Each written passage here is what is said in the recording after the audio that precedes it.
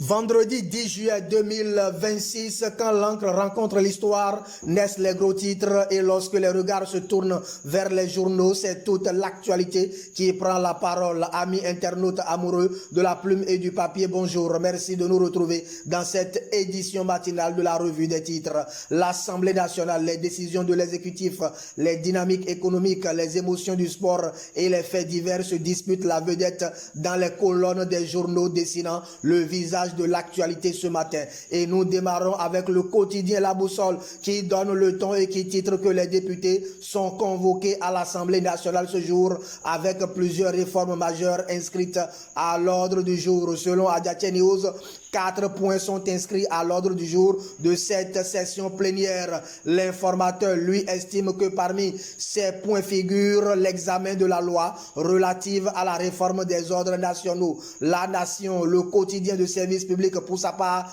relève que les députés vont statuer sur l'avenir de la Sénat et se demande si longtemps vers le requiem de la Sénat. Les 4 vérités et le quotidien Le Meilleur nous informent que lors de cette même session plénière, les députés vont également examiner une proposition de loi portant révision du code électoral. Au regard de toute cette actualité sociopolitique dans notre pays ces derniers jours, Matin Libre s'exclame ce matin « Wadayi, le rendez-vous avec l'histoire ». Mes confrères se demandent si l'on assiste déjà aux prémices d'une réconciliation nationale. Nous restons toujours dans le registre politique avec Bénin Intelligent qui annonce ce matin que la Sénat a ouvert la voie aux désignations des chefs de village et de quartier. Pour le matin, la Sénat dévoile la nouvelle cartographie des localités. Le matinal précise qu'avec la clé de répartition fixée par la Sénat,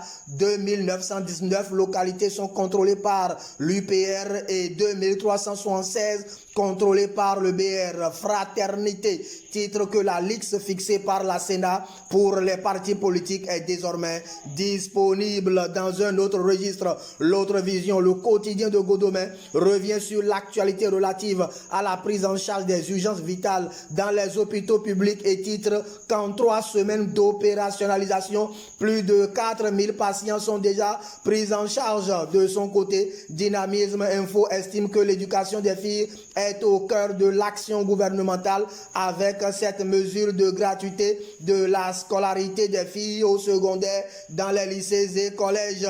Selon l'autre vision, le quotidien de Saturnin Komlan-Roumpé, un nouveau dispositif d'incitation est mis en place par le gouvernement Wadayi pour booster les filières stratégiques comme le coton, le riz, le soja et le cajou. Pêle-mêle à présent, nous restons toujours avec le quotidien L'autre vision qui nous informe que l'honorable Zéphérin Kendiaoundé est réélu à la tête de la coordination départementale du CES Zou. Selon mes confrères, il s'agit d'un plébiscite qui consacre son leadership et qui témoigne d'une marque de confiance renouvelée. L'alternative nous rapporte que les forces armées béninoises s'imposent dans le nord du pays, précisément à Kouandé, embroyant 6 terroristes. Selon le potentiel dans le Koufo, les 3 personnalités désignées pour le compte du BR dans le Conseil économique et social sont contestées. ABT est donc interpellé pour l'arbitrage. Le pays émergent revient sur la polémique relative au choix d'un candidat à la Fédération béninoise de football et nous informe que le président Mathurin de Chacus est victime d'une trahison dans son propre camp. Selon mes confrères, malgré tous ses efforts et son bilan élogieux, le président de Chacus est malheureusement victime aujourd'hui d'attaques infondées de certains esprits retors dans son camp. Mais le chien aboie, la caravane passe, précise le quotidien pour qui les détracteurs du président de Chacus auront du mal à contester son bilan positif.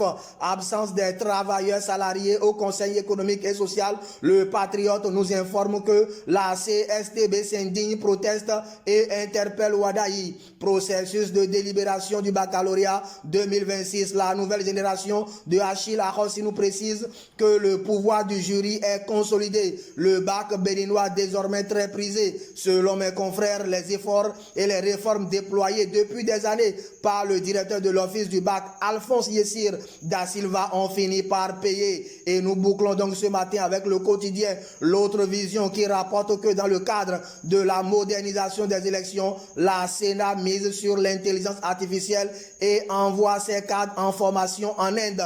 C'est donc tout pour aujourd'hui. Terminus, tout le monde descend. Fin de l'aventure de cette semaine. On se reprend semaine prochaine par la grâce du Christ, toujours avec la même détermination. D'ici là, portez-vous bien. C'était donc la revue de presse de Stéphane Akhinokosu.